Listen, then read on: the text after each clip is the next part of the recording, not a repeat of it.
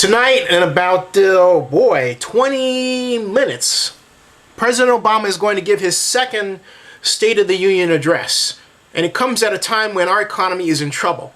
Yes, we've realized positive growth last quarter, since we had a near 2-year-long recession under George W. Bush. But President Obama and his administration and Washington and Congress, they all work as a group, have not turned the corner. In Oakland, where I live, we have 17% unemployment.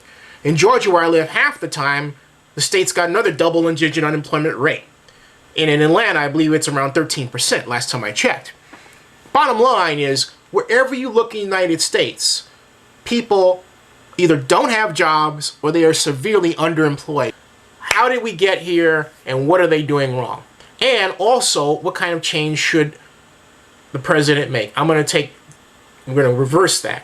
This is what should happen. First of all, the question is, should President Barack Obama fire his chief economist, Larry Summers?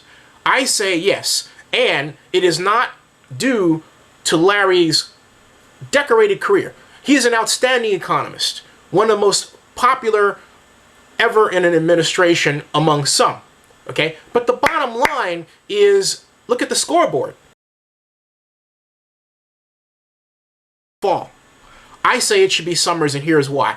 Because according to the New Yorker, when the Obama administration was crafting the economic stimulus package, economist Christine Romer from Berkeley ran a computer model and determined that of all the different sizes of stimulus package, one at $1.47 trillion, I believe, was the one that would have the best impact because it was the biggest bang for the buck. And if you remember, if you've been paying attention to this, if you've been reading a number of people, Krugman all the way up or down, however you chose to look at it, the point was that we didn't want, as a country, to repeat the mistake that Japan had made during the 90s where we did too little, too late.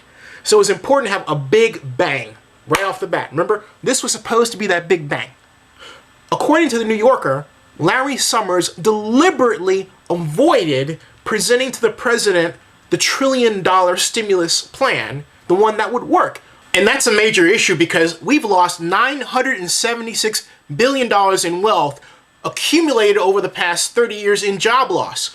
The last time America had created more jobs as a rate of growth of jobs than we were losing was in the 70s.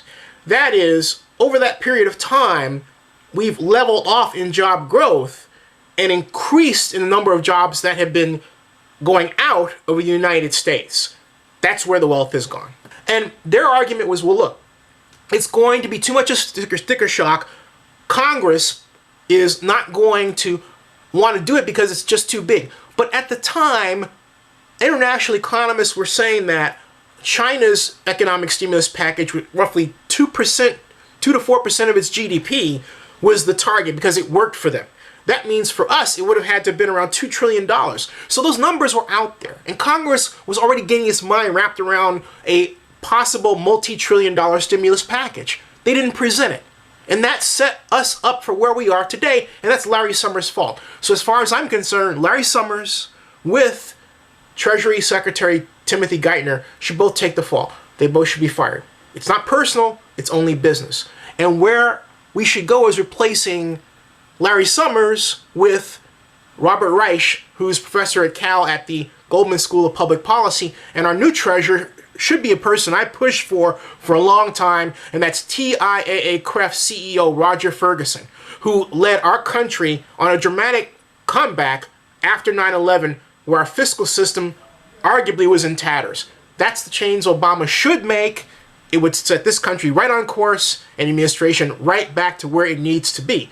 Helping Main Street. We've already helped Wall Street, but people need a $5,000 per person check, a taxpayer buyout, so that they can, even if they use it to pay off debts or credit debts, hey, look, it results in a better credit rating for people.